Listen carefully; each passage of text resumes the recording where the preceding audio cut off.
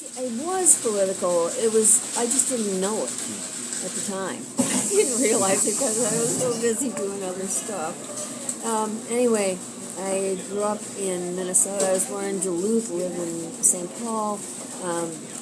Family moved to Chicago when I was 12, and then I went to the University of Michigan in Ann Arbor and lived there.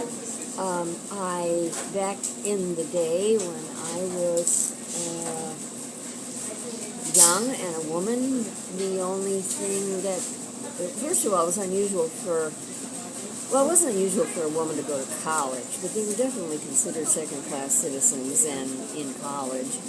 Like, for example, there was an appallingly low number of women who went into medicine, and I was tracked into an education course, although, actually, I got into the University of Michigan into the art school, but because I'm an artist.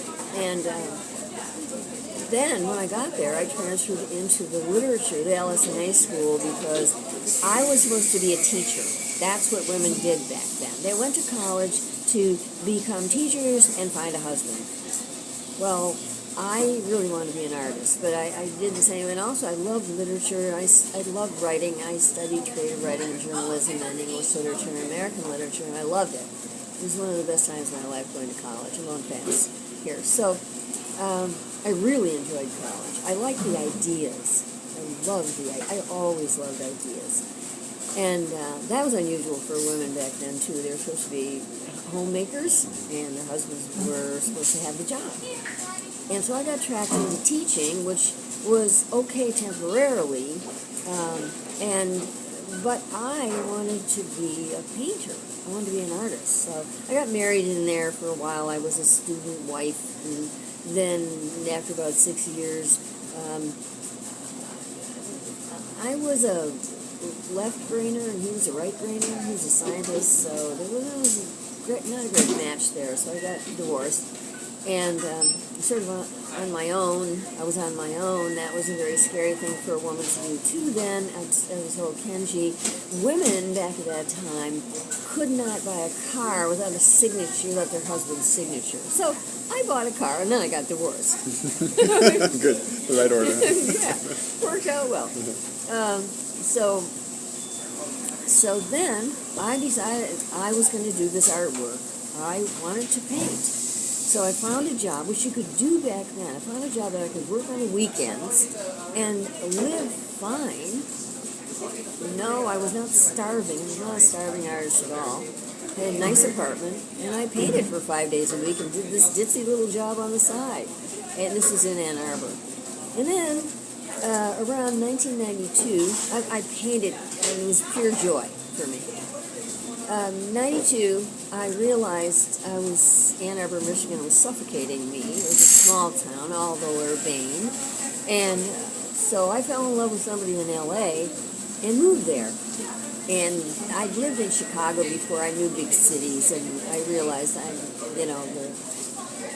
needed to leave the Midwest. And then I had some success as an artist there, and I thought, okay, I'll go to L.A. and I'll paint, and I'll make a career there. And the guy and I live happily ever after, which didn't happen, as it's wont to do, since it was an experiment.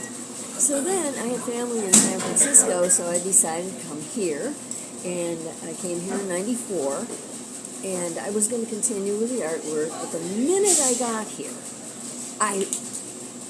it's a political city, and every tiny little time pill of politics burst in me, and I started writing. And writing is something I always did too my whole life. I taught it. I taught journalism and creative writing and literature, and I liked ideas. And my mother's a published novelist and writer, and sort of ran in the family. So I started writing. And I started getting published. And I was writing about, my chosen issues were social justice, human rights, and civil rights. And I was writing about politics. And it suddenly, all the things that I learned in my childhood suddenly burst in me. My parents were deeply involved in politics because of the Depression. and things that happened around that time. And my parents and their friends used to sit around talking about politics all the time when I was an infant, a young child, and I soaked it all up. And I knew it. I knew it in my soul. So I'm leaving out some stuff there in the interest of time. So I've been writing about politics ever since, and my focus is about people. My focus is because, as I told Kenji a second ago, I hope it was a second ago because I don't want this to be too long, politics is about people. People. Writing is about information, and information is in people. In human life, that's where the information is. You can say an event is an objective, actual thing, but the event wouldn't occur were it not for people. So I'm writing about people, and I love doing it because as a painter, it's a lonely life. You're talking a lot about the deep substrata of reality when you're painting.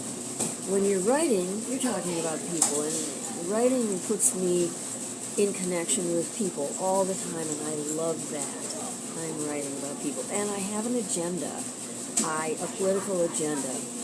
I want to fix things. I want things to be healed. I want things to be far more humane and compassionate. I am very anti-competition, out of control. That shows in my writing. I don't like what corporations are doing. I could go on about this. I think you get the drift. And the last thing I'm going to say about the writing is that I'm about building things. I'm about bringing people together. I'm about sharing and compassion and fairness and integrity. That's what I'd like to use my writing for, to bring more of that into the world. That's what I try to do.